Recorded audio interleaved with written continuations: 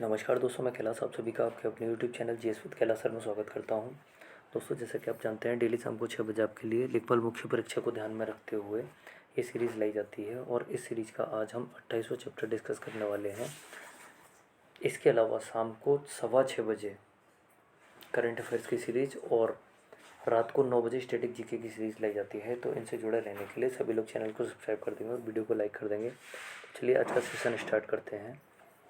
Red data book में निम्नलिखित में से कौन सा डाटा पाया जाता है? रेड डाटा बुक में निम्नलिखित में से कौन सा डाटा जो है ये पाया जाता है?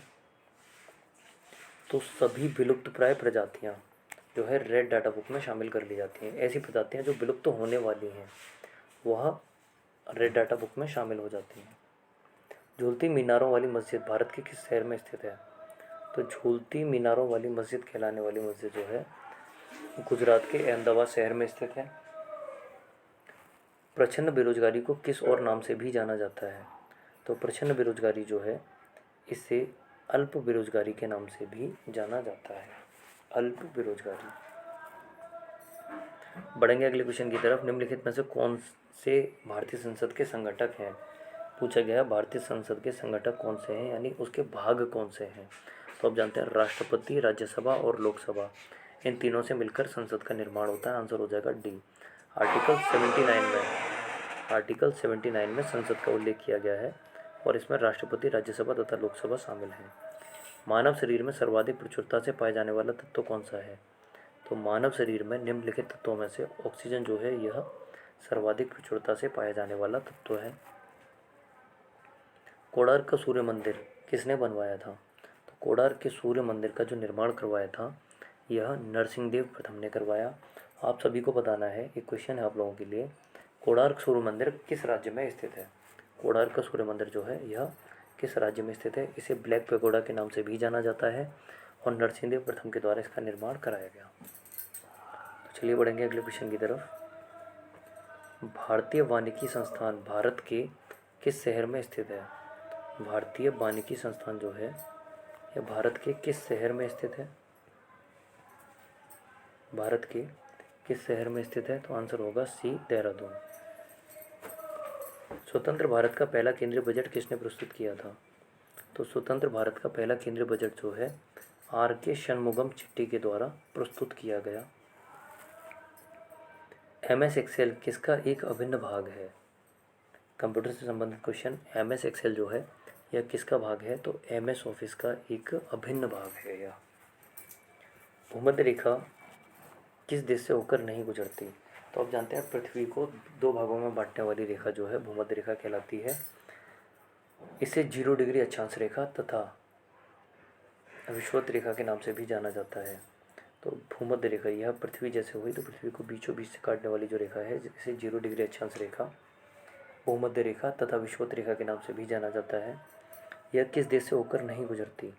तो भूमध्य रेखा जो है यह मैक्सिको से होकर नहीं गुजरती। मनुष्य की श्रव्यता की सीमा क्या है? मनुष्य की सुन सकने की जो सीमा होती है वह क्या होती है? तो 20 हर्ट्ज से 20,000 हर्ट्ज की जो ध्वनि होती है मनुष्य से सुन पाता है और ध्वनि का मात्रक जो होता है डेसिबल होता है। यक्षगान लोक नृत्य का संबंध किस भारतीय राज्य से है? यक्षगान लोक नृत्य का संबंध जो है यह किस राज्य से है? तो आप जानते हैं यक्षगान का जो संबंध है वह है कर्नाटक से। निम्न में से किस वैदिक ग्रंथ में पहली बार पूर्वी एवं पश्चिमी सागर का उल्लेख हुआ? निम्न में से किस वैदिक ग्रंथ में पहली बार पूर्वी एवं पश्चिमी सागर का उल्लेख हुआ? आंसर हो जाएगा शतपथ ब्राह्मण। 19 अक्टूबर 2021 को जारी वैश्विक खाद्य सुरक्षा सूचकांक 2021 में भारत कौन से स्थान पर रहा? 19 अक्टूबर 2021 को जारी वैश्विक खाद्य सुरक्षा सूचकांक में भारत 71वें स्थान पर रहा। निम्नलिखित में से उत्तर प्रदेश में कार्तिक पूर्णिमा को पशु मेले के तौर पर ददरी मेला किस जिले में लगता है? तो उत्तर प्रदेश में कार्तिक पूर्णिमा को पशु मेले के तौर पर ददरी मेला जो लगता है यह बलिया में लगता है। अगला क्वेश्चन, आरएनए अणु में थायमिन के स्थान पर पाए जाने वाले नाइट्रोजिनस क्षारक क्या है? तो एक बार देखेंगे क्वेश्चन को। कुछ ऑप्शंस हैं हमारे सामने। क्वेश्चन दोबारा पढ़ देता हूँ मैं आप लोगों के लिए। आरएनए अणु में थायमिन के स्थान पर पाए जाने वाला नाइट्रोजनस क्षारक है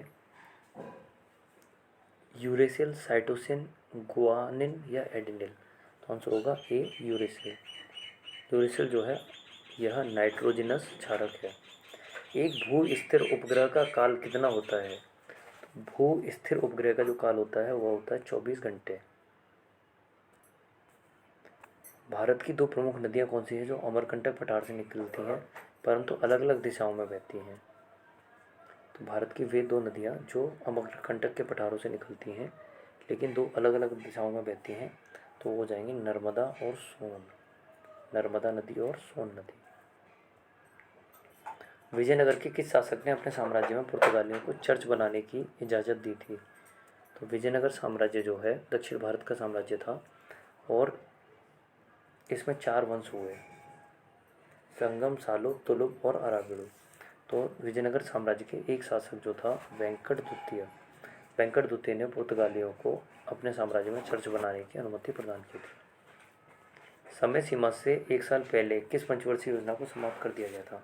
तो कौन सी एक पंचवर्षीय योजना थी जो अपनी समय सीमा से 1 वर्ष पहले ख़त्म कर दी गई? यानी इसका जो टाइम पीरियड था वो था 1974 से लेकिन 79, लेकिन यह 78 में ही समाप्त कर दी गई।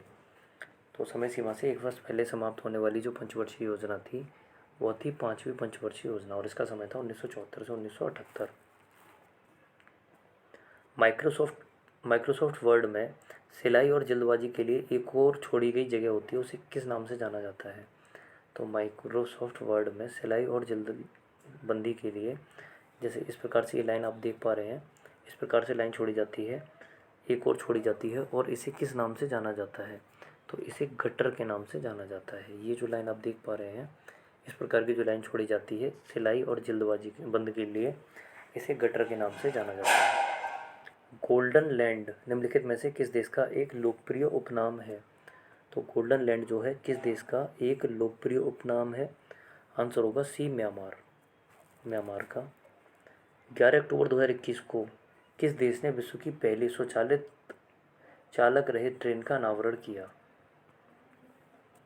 11 अक्टूबर 2021 को किस देश ने विश्व की पहली स्वचालित चालक रहित मतलब ड्राइवरलेस ट्रेन का अनावरण किया? तो आंसर हो जाएगा जर्मनी।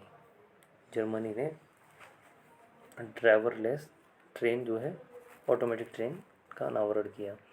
निम्नलिखित में से उत्तर प्रदेश सरकार द्वारा किन स्थानों पर पर्यटन पुलिस की नियुक्ति की गई है? तो उत्तर प्रदेश सरकार के द्वारा किन स्थानों पर पर्यटन पुलिस की नियुक्ति की गई है? आगरा, प्रयागराज, लखनऊ। आंसर होगा उपरोक्त सभी, क्योंकि ये तीनों ही पर्यटन स्थल हैं जहाँ पर कई सारे पर्यटक जाते हैं। तो इन तीनों स्थानों पर पर्यटन पुलिस की स्थापना उत्तर प्रदेश सरकार के द्वारा की गई है। चलिए बढ़ेंगे आज के अंतिम क्वेश्चन की तरफ। इस सीरीज के पश्चात आप 6:15 बजे डेली करंट अफेयर्स के वार्षिकांक से जुड़ना तथा रात को 9 बजे स्टैटिक जीके की सीरीज से जुड़ना ना भूलें। ये तीनों ही सीरीज आपके लिए शाम को लाई जाती हैं। जीएस 6 बजे, 6:15 बजे करंट अफेयर्स और रात को 9 बजे स्टैटिक जीके की सीरीज। तो आज का अंतिम क्वेश्चन, आर्यभट्ट का प्रक्षेपण कब किया गया था? तो आर्यभट्ट का जो प्रक्षेपण किया गया था ये किया गया था 19 अप्रैल 1975 को। 19 अप्रैल 1975 को। वीडियो से जुड़े रहने के लिए धन्यवाद। मिलते हैं नेक्स्ट वीडियो में। Good evening.